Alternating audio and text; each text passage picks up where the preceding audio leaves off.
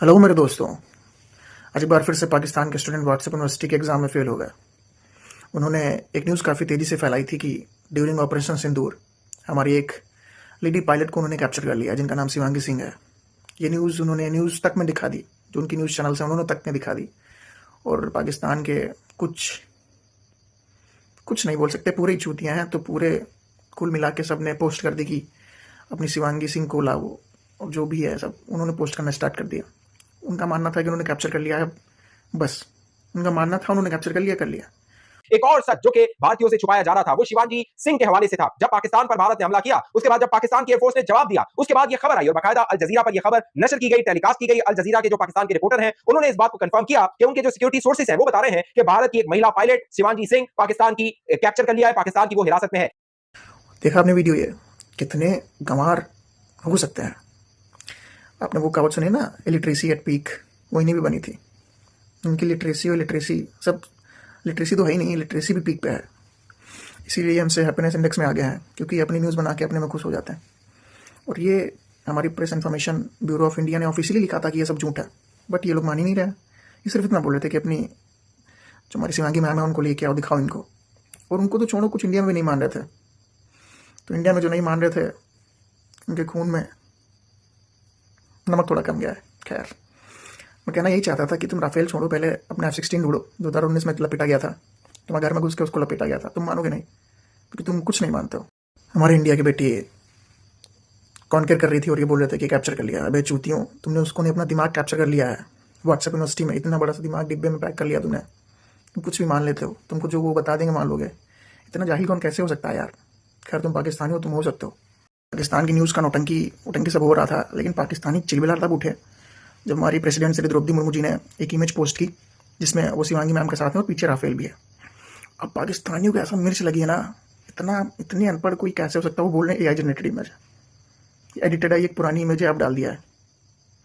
अब क्या बोलेंगे आप खुद बताइए। और फिर बात आती है कि मैंने देखा, मैं नीचे लगा रहा हूँ, स्क्रीनशॉट लगा रहा हूँ, उनकी कमेंट्स के आप देखिएगा। कोई लिख रहा है AI जनरेटेड, कोई लिख रहा है पुरानी है, कोई कुछ लिख रहा है। तो इनका वही हाल है कि राफेल रडार से गायब रहता है और इन सालों का लॉजिक बातों से। इतने जाहिल हैं कि कुछ भी कहीं भी कुछ भी डाल देते हैं। और इसी में चलते चलते मैं चलो एक और भी मैटर सॉल्व कर देता हूँ, उनका 6-0 का मैटर। ये इनका ना कोई फैक्ट है, ना कहीं पे एविडेंस है, ना कुछ भी नहीं है, कुछ भी नहीं है, लेकिन ये 6-0 से खुश है।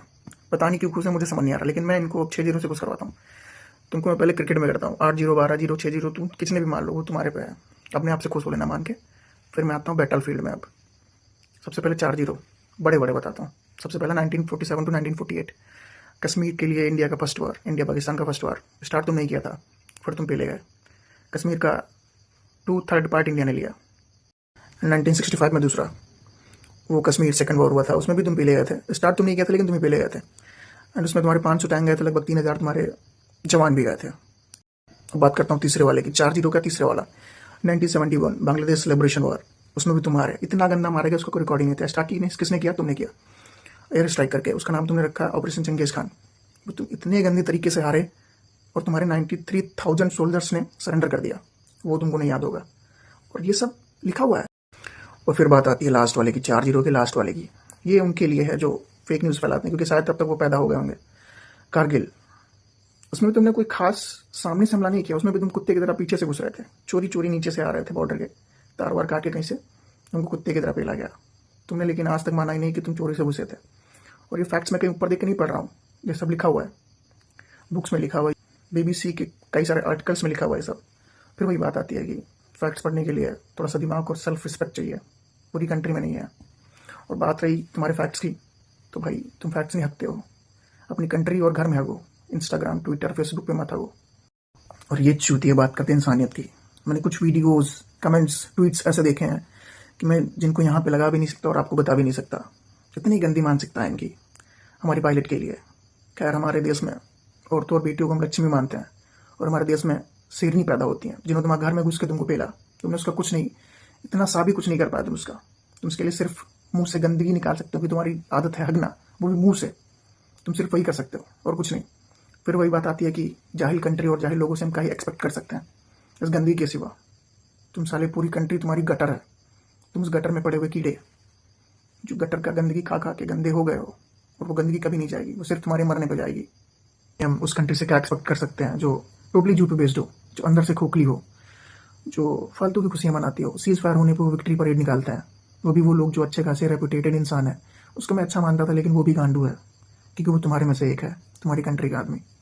और फिर फाइनल हारने पर तुम ट्रॉफी चोरी करके भागते हो, भिखारियों की तरह भीख मांगते हो फिर।